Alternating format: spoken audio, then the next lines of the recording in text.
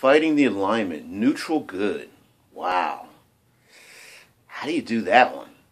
How do you set up a conflict with the players, especially one where they're drawing weapons and casting spells, or they're in a do or die situation with neutral good? Well, the best example I can come up with neutral good would be that they take the position that it's for your own good. And this is where you get the slippery slope of going down towards evil. In a neutral good conflict situation, there can come a time where the neutral good society or neutral good creatures or even small community feels that the people some situation exists and the people need to be protected. They need to be watched over. They need to be educated. They don't know what's good for them. And so, like I placed in a response comment, it's the golden handcuffs. It's the palace prison where they set up a situation where the community is like, look, we'll give you whatever you want. Food, water, medicine, a great lifestyle, the freedom to educate yourself and live in a peaceful society, except for. And that's where you have the conflict. There could be, let's say, warlocks.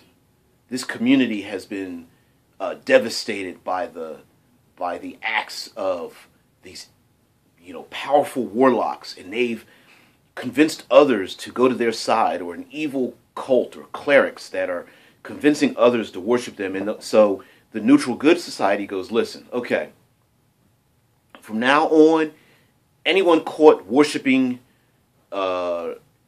these gods or taking their power and becoming a warlock, we will purge them from our society.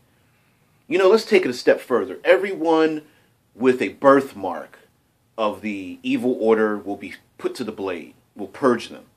Or every half-breed. What?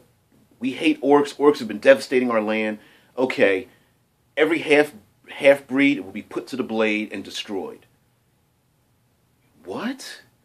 Neutral good would do that? Well, it's possible that they would make that decision for the overall good of the community, so that on the outside, when people come into this neutral good community, they see nothing but law and order, freedom. People have the right to do what they want and live the way they want and everything, except for these few small rules. There's a Star Trek episode, Next Generation, where there was this, they visit a planet. It's all hunky-dory. There's nothing but love and freedom, and we just live in this great big world, but this 20-foot by 20-foot garden, you can't go into it. And of course, what happens?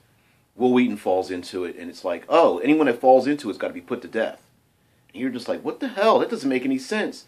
But this is how the community lives. That is an extreme example, but neutral good can fall towards that, because the neutral portion of neutral good means that they have equal parts law and order, tradition, rule of law, as well as having enough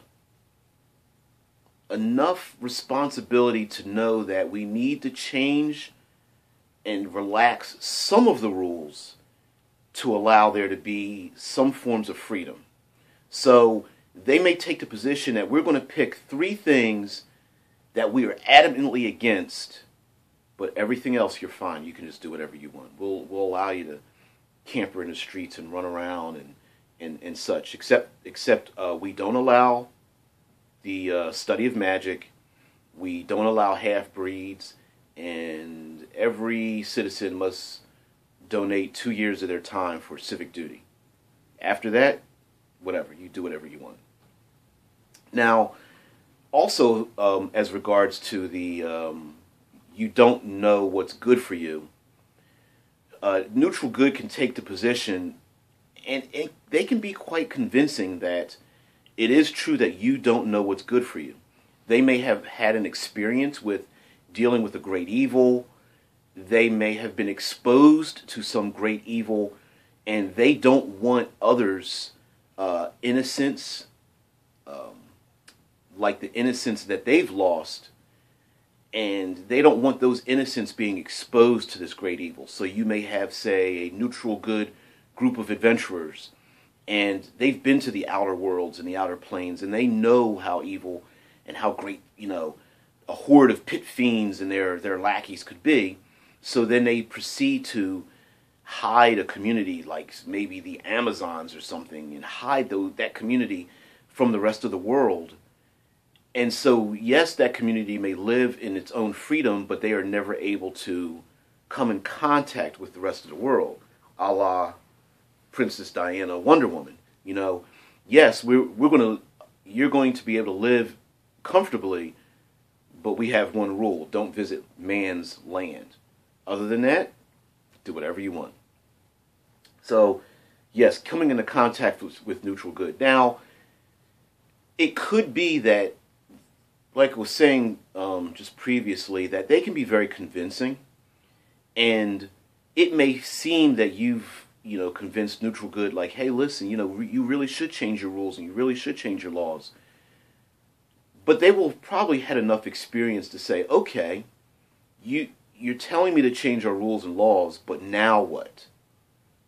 Now that we allow this plague of warlocks and evil clerics into our community, now what? What do we do?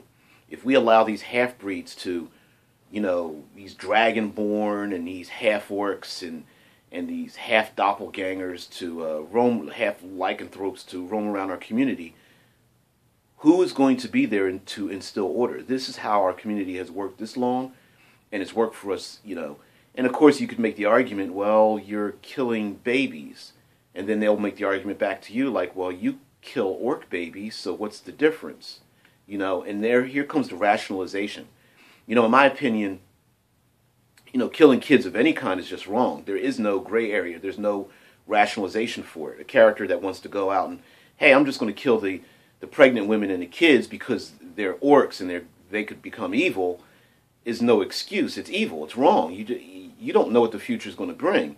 And players and characters who want to take justice in their own hands is playing a god unto themselves, but rationalizing it away. Well, if we kill off the orc babies, they won't come back at us because they'll grow up to be evil anyway. Or if we kill the orc babies, there's a good chance they're just going to grow up to become an evil horde, and we're saving the lives of other people. All of that is just rationalization, and that's where conflict can come into with the good aligned enemies that you want to use. So anyway, neutral good, in summary, the best thing I can think of is, you don't know what's good for you.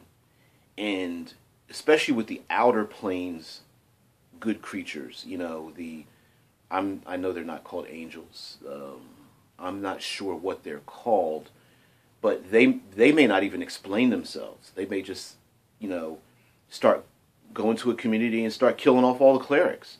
You're like, well, why would they do that? Well, maybe because there's these clerics they feel are corruption to this community. Kill them all off. Kill off the warlocks. Kill off the, build a wall so the barbarians are on one side and the civilized folk are on the other. Just doing things for people's own good. And because neutral good is so convincing, it is very easy for the population to go, yeah, you know what?